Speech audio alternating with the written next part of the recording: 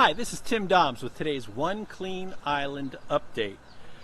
Today is Tuesday, March 25th, 2020. One Clean Island is a Key West-based initiative whose purpose is to act as a conduit of factual, best practices and information regarding protection of our residents and others responding to the COVID-19 crisis. Our guest today is Mr. Greg Sullivan, Senior District Manager at Waste Management, Monroe County.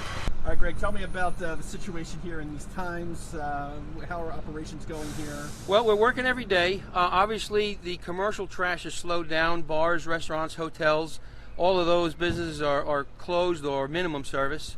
Residentially, it's actually a little busier because people are home, so they're cleaning out their closet, they're cleaning up the backyard, they're producing some yard waste.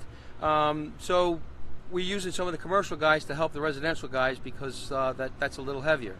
Also, ask people, when you're bringing your trash out, make sure that you bag it up and tie the bags tight. Keep it from blowing around. We don't want a mess anywhere, and we are taking precautions. We're using a bleach solution. We wipe the inside of the trucks down every day to make sure it's safe for the drivers. There's only two people on the truck. Some trucks are only one person, so they're keeping their distance. And we're actually had some hand sanitizer made by Key West Distillery, so I got 20 gallons of hand sanitizer on hand, ready to go. Well, that's great.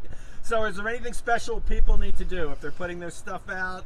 Any precautions they should take either way? Just, the standard stuff, don't block a fire hydrant. Remember, if it's a bulk item, that we have to get it with the claw truck, so watch out for overhead wires. And one big thing, Tim, get out there, is if you do have a couch or a piece of furniture or something, call us. Please call us, because we don't always know it's there, and we're happy to pick it up, but we just need a call, and we'll send a truck out probably the next day. So normal pickup, that kind of stuff, everybody just should act normal. Everything is just kind of proceeding normally. Yep, standard pickup. In fact, with some of the extra crews that are working, because the commercial work is lighter, we might be a little earlier. You'll hear us out there in the early morning hours. The first community-transmitted case of COVID-19 has been reported in Monroe County. A 52-year-old Key West woman has tested positive for the disease, and her case becomes the first non-travel related case in the county. The individual today, which was identified today, is isolated at her home and will continue to remain isolated until cleared by the health department. She's expected to make a full recovery. Monroe County has 8 positive cases in total, 4 women and 4 men. None of the Keys people who contracted the virus so far have had to be hospitalized. As of 11:09 a.m. this morning, there were 1,682 confirmed cases in Florida, 1,583 of whom are residents and 99 are non-residents.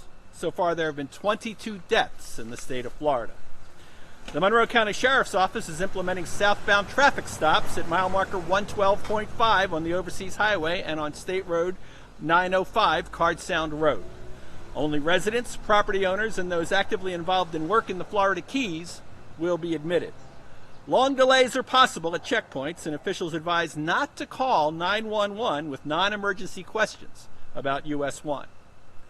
Monroe County Mayor Heather Carruthers said today the county government can't shut down US 1 to southbound traffic entirely because at least 30% of first responders working in the Keys live in Miami-Dade County. And 60% of homeowners in the Keys are second homeowners, and local governments can't prohibit them from coming to their Keys homes. In a live Facebook address last night, Key West Mayor Terry Johnston provided an update about the situation in Key West. She asked that people only listen to information from reliable sources and only share information that's reliable. She indicated that she is in communication with our senators and our congresswomen in Washington about the needs here in Key West. And she said she believes Key West will emerge from this crisis a stronger community.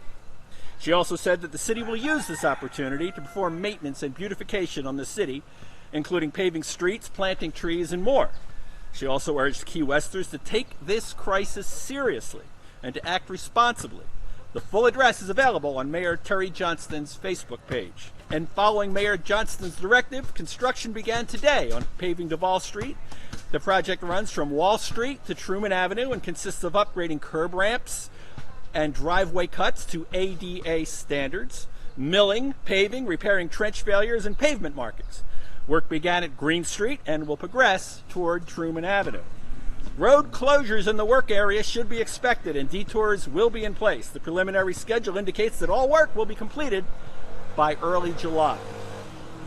As of yesterday morning, all non-essential businesses in Key West are closed. The directive does not limit the number of people present at religious services, but people attending such services are urged to practice social distancing, such as keeping 6 feet from each other and limiting group sizes to 10 people or less. Governor Ron DeSantis has directed all persons whose point of departure originates from the New York tri-state area, Connecticut, New York, and New Jersey, and entering the state of Florida through airports to isolate or quarantine for a period of 14 days from the time of entry into Florida or the duration of the person's presence in Florida, whichever is shorter. And 3 people coming into Key West International Airport from the New York area today were told of the news. To report short-term vacation rentals not complying with the emergency directive, please call the Tax Collector's Transient Rental Hotline, the Tax Collector's Transient Rental Hotline at 855-422-4540.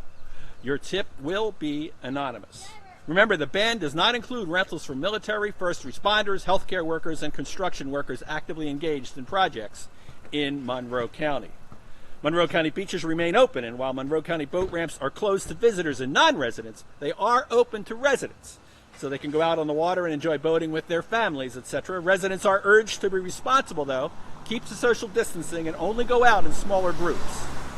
In that same vein, however, all Florida Keys fishing bridges are closed.